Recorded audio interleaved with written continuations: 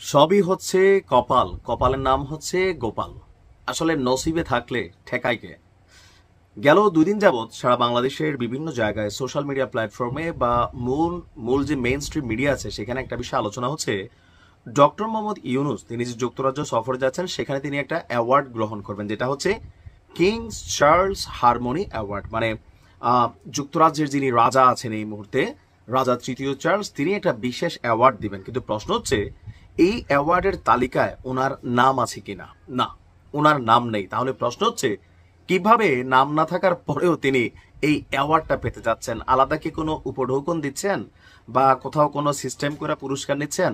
অনেকে প্রশ্ন তুলেছেন, কিন্তু বিষয়টা সম্পর্কে একটা বিবৃতি এসেছে গণমাধ্যমে যে আদৌ ডক্টর ইউনূস এই অ্যাওয়ার্ডের জন্য মনোনীত হয়েছেন কিনা এই মুহূর্তে সন্দেহ প্রকাশ করা হয়েছে। অনেকে কিংস ফাউন্ডেশনের ওয়েবসাইটে যারা এই পুরস্কারের জন্য তালিকাপ্রাপ্ত হয়েছেন তাদের নামের ক্ষেত্রে ডক্টর মোহাম্মদ ইউনূসের নাম নেই, সুতরাং তিনি হয়তো অ্যাওয়ার্ডের জন্য মনোনীত হননি। কিন্তু বিভিন্ন সূত্র বলছে নিয়ম ভেঙে তিনি কিভাবে এটা পাবেন। ডক্টর মোহাম্মদ ইউনূসের মর্যাদা ব্রিটিশ রাজার কাছে অনেক বেশি।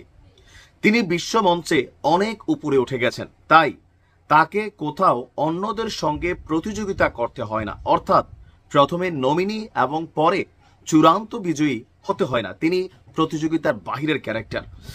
গত বছর থেকে চালু হওয়া আপনার এই কিংস চার্লস অ্যাওয়ার্ডের বিশ্ববরণ্য এক ব্যক্তিকে তার অবদানের জন্য বিশেষ সম্মাননা স্বরূপ আপনার এই কিংস চার্লস অ্যাওয়ার্ডটা দেওয়া হয়, যেমনটা গত বছর জাতিসংঘের মহাসচিব বান কি মুনকে দেওয়া হয়েছে।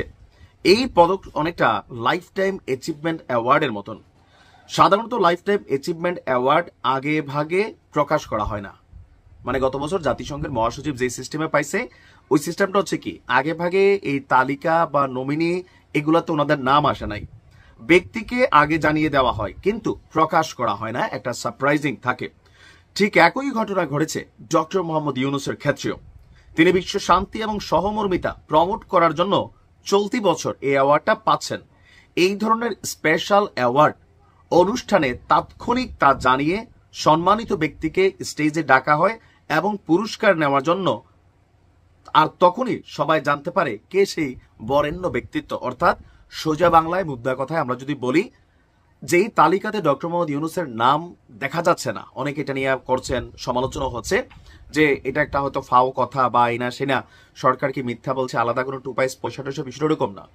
জাতিসংঘের মহাসচিবকে যেই সিস্টেমে তাৎক্ষণিকভাবে এটা দেওয়া হয়েছে ডক্টর মোহাম্মদ ইউনূসের ক্ষেত্রেও যুক্তরাজ্যের রাজা তাৎক্ষণিকভাবে তাকে দিবেন, ইউনূসকে জানিয়ে দেওয়া হয়েছে। কিন্তু ওই ওয়েবসাইটে বা নমিনিদের যে তালিকা বাছাই যাচাই, চূড়ান্ত পর্যায় থেকে বিজয়ী, এরপরে হচ্ছে অ্যাওয়ার্ড গ্রহণ, ডক্টর ইউনূস এই সিস্টেমের বাহিরে। অর্থাৎ ওনার জন্য এই অ্যাওয়ার্ডের যে সিস্টেম আছে সেই সিস্টেমটা কার্যকর না।